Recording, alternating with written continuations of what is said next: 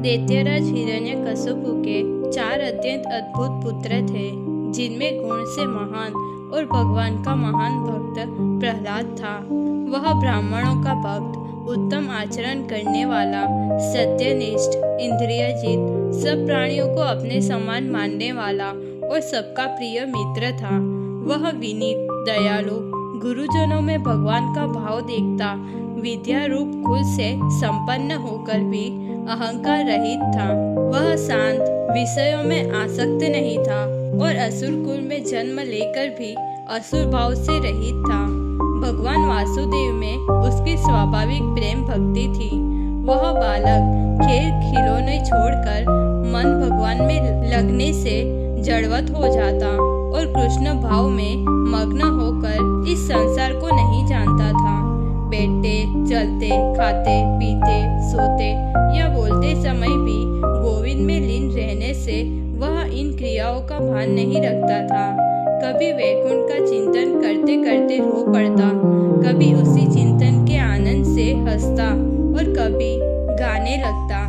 वह निरासक्ति से भगवान के चरण कमलों की सेवा करके बार बार परम आनंद प्राप्त करता और दुसंग से पीड़ित लोगों के मन को भी शांति देता था।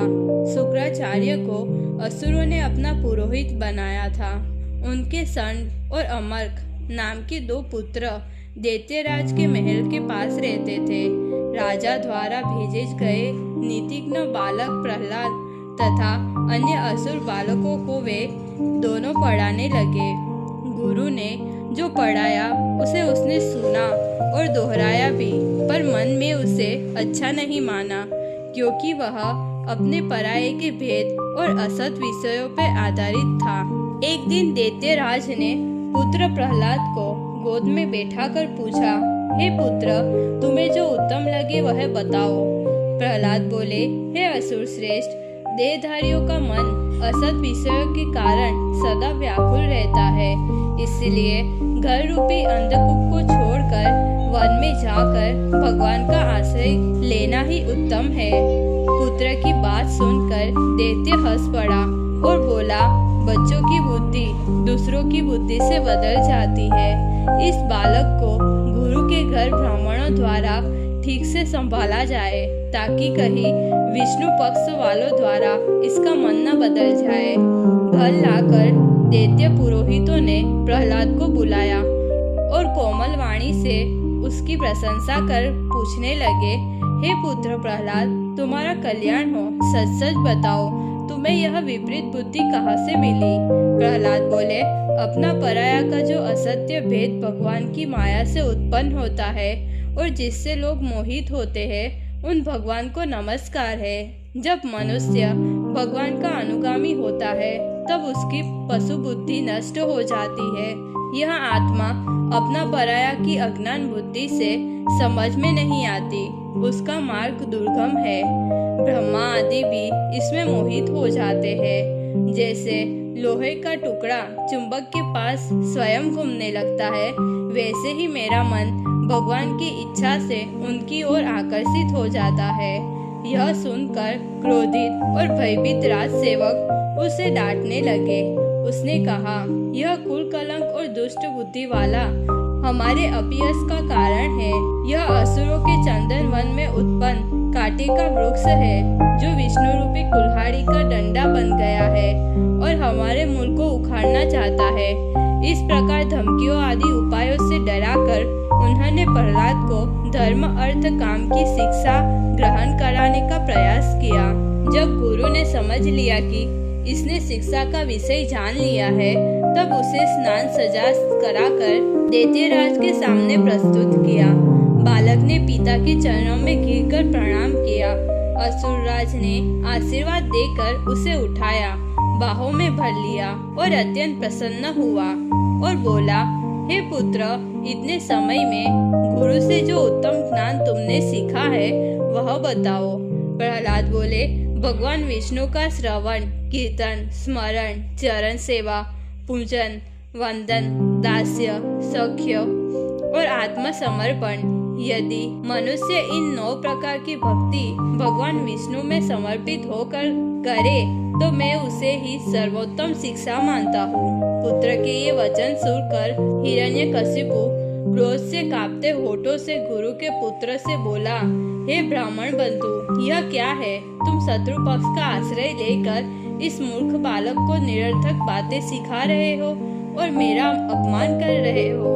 दुनिया में दुष्ट और कपटी लोग होते हैं जो मित्र बनकर रहते हैं। समय आने पर उनका पाप वैसे ही प्रकट होता है जैसे पापियों में रोग प्रकट होता है। गुरुपुत्र बोले, हे राजन, आपका पुत्र न तो मेरी सिखाई बात कह रहा है और न किसी और की।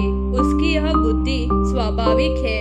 कृपया क्रोध रोकिए और हम पर दोष मत लगाइए। गुरुपुत्रों की यह बात सुनकर असुरराज ने फिर पुत्र से कहा, यदि यह गुरु से सीखी बात नहीं है तो यह अशुभ बुद्धि तुम्हें कहाँ से मिली?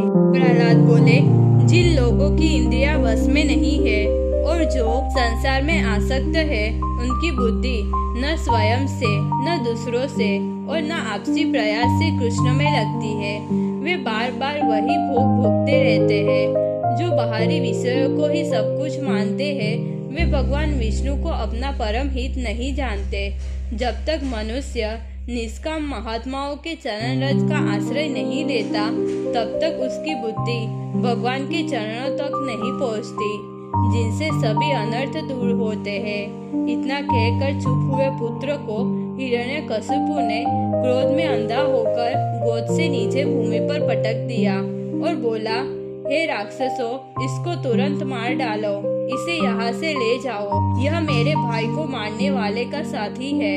अपने ही लोगों को छोड़कर विष्णु के चरणों की दास की तरह पूजा करता है।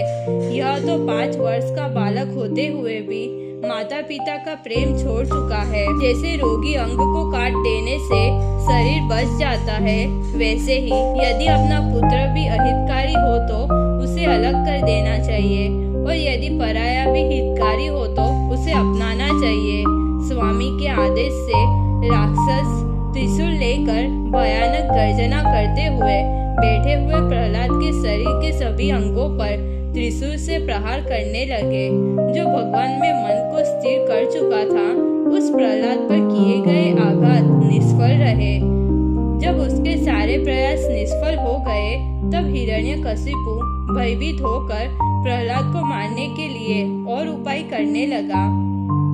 प्रहलाद को मारने के लिए उसे दिग्गजों से कुचलवाया, विषैले सर्पों से डसवाया, तांत्रिक प्रयोग किए, मायावी बंधन किया, विष दिया और भोजन न दिया। शीत, वायु, अग्नि, जल और पर्वत से दबाने पर भी जब वह निष्पाप पुत्र को मार न सका, तब वह अत्यंत चिंता में पड़ गया और समझ न सका कि अब क्या करे। उसने सोचा, मैंने इसे मारने के अनेक उपाय किए, पर यह अपने ही तेज से उन सभी अधर्मपूर्ण उपायों से बच गया। यह बालक अपरिमेय प्रभाव वाला, निर्भय और अमर सा प्रतीत होता है। कहीं ऐसा न हो कि इसके विरोध के कारण ही मेरी मृत्यु हो जाए। इस प्रकार उसे चिंता में देखकर षंड और अमर्क बोले, हे स्वामी, आपने अकेले ही तीनों लोगों को जीत लिया है। आपके लिए इस बालक की चिंता करना उचित नहीं, क्योंकि बच्चों में गुण दोष स्थिर नहीं होते। गुरुपुत्रों की बात मानकर उसने कहा, इसे राजाओं के योग्य गृहस्थ धर्म की शिक्षा देनी चाहिए। उन्होंने विनम्र और आज्ञाकारी प्रहलाद को क्रम से धर्म, अर्थ और काम, इन 3 पुरुषार्थों की शिक्षा दी। गुरुओं से जो त्रिवर्ग की शिक्षा उसने प्राप्त की, उसे उसने अच्छा नहीं माना, क्योंकि वह इंद्रिय सुखों में आसक्त करने वाली थी। जब आचार्य गृहस्थ कर्म में व्यस्त होकर चले गए, तब उचित अवसर देखकर बालकों ने उससे बुलाया। तब महान बुद्धिमान प्रहलाद ने उन्हें मधुर वाणी से बुलाकर करुणा से मुस्कुराते हुए उपदेश देना प्रारंभ किया। उसके प्रभाव से वे सभी बालक खेल कूद छोड़कर, जिनकी बुद्धि अभी विषय सुखों से दूषित नहीं हुई थी, आदर पूर्वक उसके पास बैठ गए। प्रहलाद बोले, बुद्धिमान मनुष्यों को चाहिए कि वह बाल्यावस्था से ही भगवान से संबंधित धर्म का आचरण करे, क्योंकि मनुष्य जन्म दुर्लभ है और क्षणभंगुर होते हुए भी परम अर्थ देने वाला है, क्योंकि भगवान विष्णु के चरणों की शरण लेना ही मनुष्य का परम कल्याण है। वे सभी प्राणियों के प्रिय आत्मा और सच्चे हितैषी है। हे दैत्यो, शरीर से प्राप्त होने वाला इंद्रिय सुख तो जीव को बिना प्रयत्न के ही भाग्य से मिल जाता है, इसलिए उसके लिए प्रयास नहीं करना चाहिए, क्योंकि उससे केवल आयु का नाश होता है, उससे वास्तविक कल्याण नहीं मिलता, जैसे कि भगवान मुकुंद के चरण कमलों से मिलता है। मनुष्य की आयु 100 वर्ष मानो, उसका आधा भाग तो अज्ञानी व्यक्ति अंधकार में सोते हुए रात में ही व्यर्थ कर देता है। 20 वर्ष बाल्य और किशोर अवस्था में खेल कूदते बीत जाते हैं और 20 वर्ष बुढ़ापे में शरीर की दुर्बलता में निकल जाते हैं। शेष जीवन तृष्णा और मोह से मोहित होकर घर परिवार में आसक्त और प्रमत्त व्यक्ति का व्यर्थ ही निकल जाता है। इंद्रियों को वश में न रखने वाला कौन सा मनुष्य घर में आसक्त होकर प्रेम के मजबूत बंधनों से बंधे अपने आप को छुड़ा सकता है। धन की तृष्णा को कौन छोड़ सकता है, जो प्राणों से भी प्रिय लगती है, जो लोभ से प्रेरित होकर धन एकत्र करता है, जिसकी कामनाएं तृप्त नहीं होती और जो इंद्रिय भोग का महान मानता है, वह गहन मोह को कैसे त्याग सकता है। जो व्यक्ति धन में निरंतर लिप्त रहता है, वह विद्वान होने पर भी दूसरों का धन लेने के दोष को जानकर भी इंद्रियों को न जीत पाने और इच्छाओं को शांत न कर पाने के कारण चोरी करता है। काम वासना के वश में पड़ा जीव ऐसा है जैसे खेर का पशु बंधन में हो, वह कहीं भी कभी भी अपने आप को मुक्त करने में समर्थ नहीं होता। इसलिए हे दैत्यो, विषयों में आसक्त लोगों की संगति को दूर से ही त्याग कर आदिदेव नारायण की शरण ग्रहण करो, क्योंकि वही मुक्ति प्रदान करते हैं। अच्युत भगवान को प्रसन्न करने में अधिक परिश्रम नहीं है, क्योंकि वे सब प्राणियों के आत्मस्वरूप है और सर्वत्र सिद्ध रूप में विद्यमान है। वे अपनी माया से अपने ऐश्वर्य को छिपाकर गुणों की सृष्टि के माध्यम से प्रकट होते हैं। इसलिए सब प्राणियों पर दया और मित्रता करो तथा असुरी भाव का त्याग करो। जब अनंत आदि भगवान प्रसन्न हो जाए तो कौन सी वस्तु प्राप्त नहीं होती। धर्म, अर्थ और काम का वास्तविक सार यही है कि मनुष्य अपने परम हितैषी भगवान को अपना आत्मसमर्पण करे। दैत्य पुत्र बोले, हे प्रहलाद, हम तुम्हारे और अपने इन 2 गुरु पुत्रों के अतिरिक्त किसी अन्य गुरु को नहीं जानते, तो तुम्हें यह ज्ञान किससे प्राप्त हुआ? जो बालक महल के भीतर रहता है, उसके लिए महान संतों की संगति प्राप्त करना कठिन है। अतः हे सौम्य, यदि संभव हो तो हमारे इस संशय को दूर करो, जिससे हमें विश्वास हो। प्रहलाद बोले, जब हमारे पिता तप करने के लिए मंदराचल गए, तब देवताओं ने दानवों के विरुद्ध प्रबल युद्ध की तैयारी कर ली। उनके अत्यंत बलवान युद्ध प्रयास को सुनकर असुरों के सेनापति देवताओं से भयभीत होकर चारों दिशाओं में भाग गए। विजय की इच्छा रखने वाले देवताओं ने राजकीय शिविर लूट लिया और इंद्र ने मेरी माता को पकड़ लिया। जब वह भय से व्याकुल होकर कुररी पक्षी की तरह रोती हुई ले जा रही थी, तभी संयोग से मार्ग में देवर्षि ने उन्हें देखा। देवर्षि ने इंद्र से कहा, हे देवराज, तुम इस निर्दोष स्त्री को ले जाने योग्य नहीं हो। हे भाग्यशाली, इसे छोड़ दो, यह पतिव्रत और दूसरे की पत्नी है। इंद्र बोले, इसके गर्भ में देवद्वेषी का अत्यंत शक्तिशाली बीज है। जब तक यह जन्म न ले ले, इसे रोका जाए। बाद में अवसर देखकर मैं इसे छोड़ दूंगा।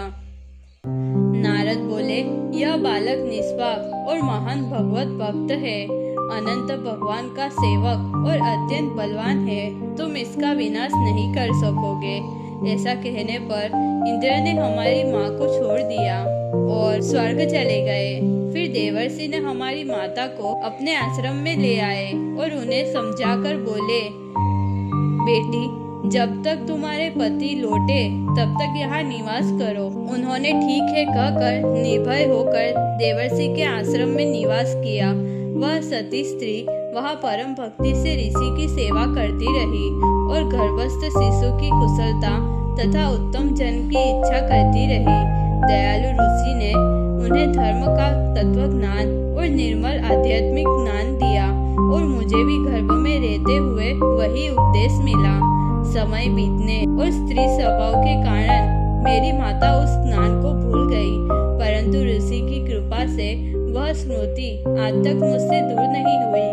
यदि तुम मेरे वचनों पर श्रद्धा रखो तो तुम्हारी बुद्धि भी वैसे ही निर्मल हो सकती है जैसी श्रद्धा से स्त्रियों और बालकों की होती है। यह संसार गुण और कर्म से बंधा हुआ द्वार है जो अज्ञानी मनुष्यों को सत्य प्रतीत होता है। भगवान हरि सभी प्राणियों में स्थित है। इस भाव से मन द्वारा सभी प्राणियों को आदर करना चाहिए। हे असुर बालकों, हृदय में ही विराजमान हरि की उपासना में अधिक परिश्रम क्या है? धन, स्त्री, पशु, पुत्र, भूमि, खजाना आदि सब अर्थ काम देने वाले होते हुए भी क्षणभंगुर जीवन वाले मनुष्य को कितना स्थायी सुख दे सकते हैं? ये सब नश्वर है। कर्मी मनुष्य सुख और दुख से छुटकारा के लिए संकल्प करता है, पर प्रयास करने पर भी दुख ही पाता है, और जो इच्छा रहित रहता है वही सुख से आच्छादित होता है। जिस शरीर के लिए मनुष्य भोगों की इच्छा करता है वह शरीर तो पराया, नाशवान और आने जाने वाला है। नित्य आनंद स्वरूप आत्मा के लिए इन तुच्छ, नश्वर और केवल अर्थ जैसे दिखने वाले अनर्थों का क्या उपयोग? इसलिए अर्थ, काम और धर्म जिन पर आश्रित है उस निष्काम परमात्मा स्वरूप भगवान हरि की भक्ति करो। उन दैत्य पुत्रों ने प्रहलाद द्वारा कही बातें सुनकर उसे निर्दोष समझकर स्वीकार कर लिया और गुरु की शिक्षा को नहीं माना। तब आचार्य के पुत्र ने उनकी दृढ़ बुद्धि देखकर भयभीत होकर शीघ्र ही राजा को जाकर सूचना दी। उस अप्रिय समाचार को सुनकर दैत्यराज का शरीर क्रोध से कांपने लगा और उसने पुत्र को मार डालने का निश्चय कर लिया। प्रहलाद नम्र, शांत और हाथ जोड़कर खड़ा था। दैत्यराज बोला, हे दुष्ट, कुल का नाश करने वाले अधम, तू मेरे शासन की अवहेलना करने वाला है। आज मैं तुझे यमलोक भेज दूंगा, जिसके क्रोध से तीनों लोग अपने अधिपतियों सहित कांप उठते हैं। उस मुझसे तू निर्भय होकर विरोध करता है।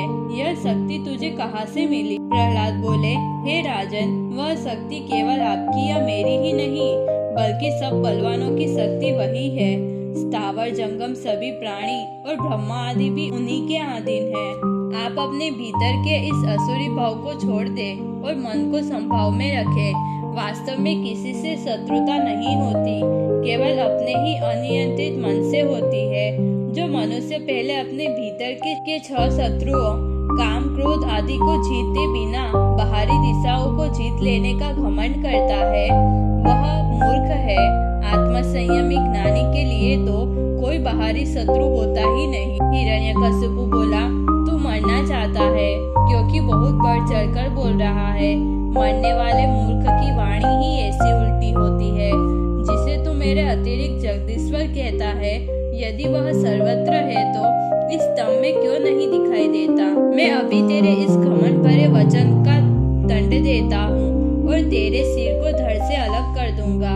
यदि तेरा हरि कही है तो आज वह तुझे बचा ले।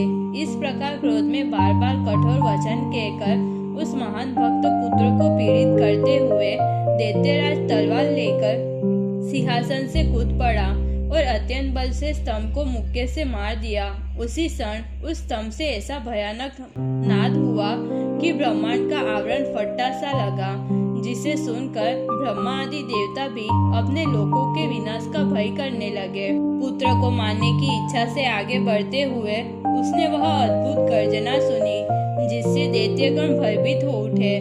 अपने भक्त के वचन को सत्य करने और सब प्राणियों में अपनी सर्वव्यापकता दिखाने के लिए भगवान ने अद्भुत रूप धारण किया, जो न पशु का था न मनुष्य, और सभा के स्तंभ में प्रकट हुए। दैत्यराज ने देखकर आश्चर्य से बोला, यह न पशु है न मनुष्य, यह कैसा विचित्र नरसिंह रूप है। यह अवश्य हरि की महान माया है। मेरे वध का समय आ पहुंचा है।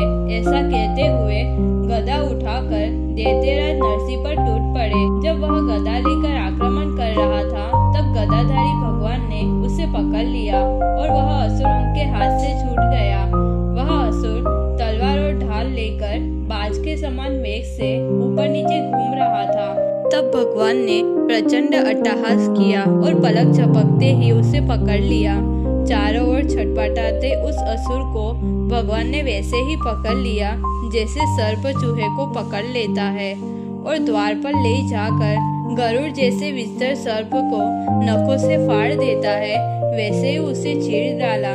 उसका हृदय कमल की भांति नखों से उखाड़कर भगवान ने उसके सैनिकों को भी चारों ओर अपने नख शस्त्र और भुजाओं से हजारों की संख्याओं में मार डाला। उनकी जटाओं से बादल बिखर गए, उनके नेत्रों की चमक से ग्रह मंद पड़ गए, उनकी श्वास से समुद्र विचलित हो उठे और गर्जना से दिशाओं के हाथी भय से चिल्लाने लगे। पृथ्वी उनके चरणों से दबकर कांप उठी, पर्वत उछलने लगे और उनके तेज से दिशाएं स्थिर नहीं रह सकी।